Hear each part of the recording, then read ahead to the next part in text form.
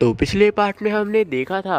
जो जिंग होती है वो नियान पे भारी पड़ रही थी और वो नियान पे बार बार अटैक भी कर रही थी। जिसके बाद जिंग जो होती है वो नियान पे मारने की कोशिश करती है, लेकिन नियान जो होता है वो उसे अपने आइस के चेन में बांध देता है और कहता है कि तुम मुझसे शांत होना होगा, उसके बाद ही मैं तुमसे बात करूँगा। जिस पे कि जिंग भी मान गई थी। जिसके बाद जिंग जो होती है वो नीचे आते हुए कहती है कि तुम मुझे आज बता ही दो कि तुम्हें मुझ में क्या पसंद नहीं है, मैं उसे ठीक कर दूंगी, लेकिन तुम वादा करो कि तुम उनके पास नहीं जाओगे वापस से। जिसमें कि नियान कुछ नहीं कहता है और वहाँ से जाते हुए कहते हुए जाता है कि जैसे ही तुम ठीक हो जाना तो वापस से क्विंगफैंग हाउस चले जाना। जिसपे कि जिंग को भी काफ़ी ज़्यादा गुस्सा आ गया था और वो जैसे ही अटैक करती है नियान पे, इस बार कोई आदमी वहाँ पे आ जाता है जो कि जिंग को रोक देता है अपनी पावर की मदद से और उसके गले पे स्वॉर्ड पॉइंट करते हुए कहता है कि आखिर तुम हो कौन। जिसके बाद हमें दिखाया जाता है इस एपिसोड में कि वो कालू होते हैं। और उसी के बाद हमारा सीन शिफ्ट होता है और हमें वो दोनों बहनों का सीन दिखाया जाता है जहाँ पर रोमिंग अपनी बहन रूही के लिए बहुत ज़्यादा परेशान हो रही होती है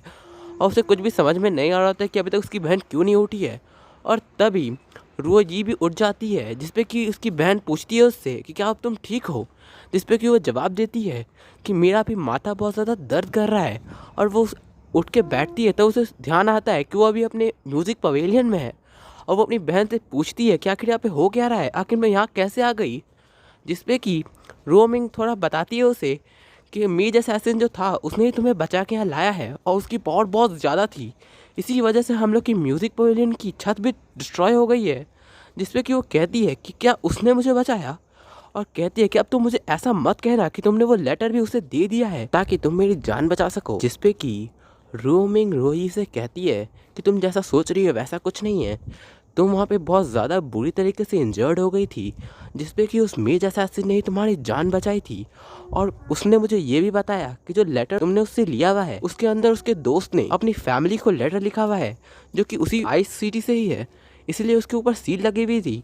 जिसपे कि रो की बहुत ज़्यादा गुस्सा हो जाती है और कहती है कि तुम बहुत ज़्यादा बेवकूफ़ हो, अगर वो कोई स्पाई हुआ और उसके अंदर उस आई सिटी की कोई भी सीक्रेट इन्फॉर्मेशन हुई तो हम लोग बहुत ज़्यादा बुरी तरीके से फंस सकते हैं, इसीलिए मुझे कुछ भी हो जाए उस लेटर को वापस लाना ही होगा। और वो जाने की कोशिश करती है लेकिन वो बहुत ज़्यादा इंजर्ड होती है और उसकी बहन रोमिंग उसे रोकती है और कहती है कि वो अगर ऐसा होता तो अभी तक हम लोग को वो मार चुका होता क्योंकि तुम पहले ही बहुत ज़्यादा इंजर्ड हो गई थी। रोही जो होती है वो बिना कुछ सुने ही वहाँ से जाने लगती है और अपने स्वॉर्ड को भी ले लेती है और कहती है कि मुझे इससे कोई मतलब नहीं है कि वो एक स्पाई हो या ना हो, मुझे वो लेटर वापस लाना ही होगा ताकि हम लोग पे किसी भी तरीके का खतरा ना आए। क्योंकि तुम्हें अच्छे से पता होगा कि ओराइन एम्पायर पे अगर कोई भी तरीके का अटैक हुआ तो वो हम लोग के लिए बहुत ज़्यादा बुरी बात होगी और इसकी वजह से हम लोग को भी काफ़ी ज़्यादा नुकसान होगा। जिस पे कि उसकी बहन कहती है कि ऐसी कोई बात नहीं है, हम लोग की जिस जगह पे ये जगह बनी हुई है हम लोग इन्हीं पे काफ़ी दिनों से नज़र रखे हुए हैं और वो लोग किसी भी तरीके का मोमेंट उधर नहीं दिखाई दिया है। जिसपे कि हीरो ये कहती है कि ऐसी बात नहीं है,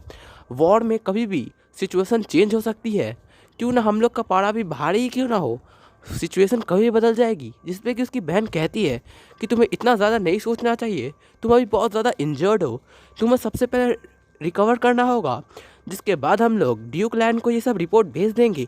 और अगर वो उधर से कोई भी हम लोग के लिए ऑर्डर आता है तो हम लोग उसे ही कंप्लीट करेंगे। जिस पे कि उसकी बहन भी मान जाती है। उसके बाद रोही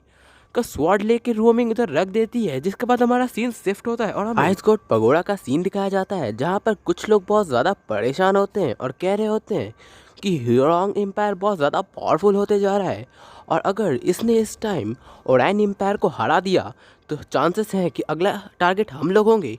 आइस मून सिटी होगा, इसीलिए हमें सावधान रहना चाहिए। यहाँ तक कि हुरोंग एम्पायर ने क्यूलिंग एम्पायर से हाथ मिला लिया है जिसकी वजह से इनकी ताकत और ज़्यादा बढ़ गई है। लेकिन दूसरा इंसान कहता है कि वो लोग हम लोग पे अटैक करने की कोशिश नहीं करेंगे क्योंकि वो लोग अच्छे से जानते हैं कि हम लोग आइस गॉड पगोड़ा की ताकत क्या है और हम लोगों ने एक बार उसे हराया भी है, इसीलिए वो लोग अटैक करने की कोशिश बिल्कुल नहीं करेंगे। जिसपे कि दूसरा इंसान कहता है कि हो सकता है वो लोग हम लोग पे अटैक करने की कोशिश ना करे, लेकिन हमें बिल्कुल सावधान रहना चाहिए क्योंकि उनकी पावर भी कम नहीं है। जिसपे कि वहाँ पे जो प्रिस्टेस होती है वो बहुत ज़्यादा गुस्सा हो जाती है और कहती है कि हम लोग 3 दिन से इस चीज़ पे बात कर रहे हैं लेकिन अभी भी हम लोग किसी चीज़ का भी समाधान नहीं निकाल पाए हैं। जिस पे कि उसका एक आदमी कहता है कि ये उतनी बड़ी भी प्रॉब्लम नहीं है जितना हम लोग देख रहे हैं, लेकिन हाँ, अगर हम लोगों ने इसे इग्नोर करने की कोशिश की तो हो सकता है कि ये हम लोग के लिए बहुत ज़्यादा बड़ी मुसीबत बन जाए। और उस आदमी के ऐसे कहते के साथ हम लोग का ये एपिसोड यही ख़त्म हो जाता है। तो गाइस नेक्स्ट एपिसोड भी जल्दी ही आएगा, तो गाइस चैनल को सब्सक्राइब कर लो। तो मिलते हैं गाइस नेक्स्ट एपिसोड में।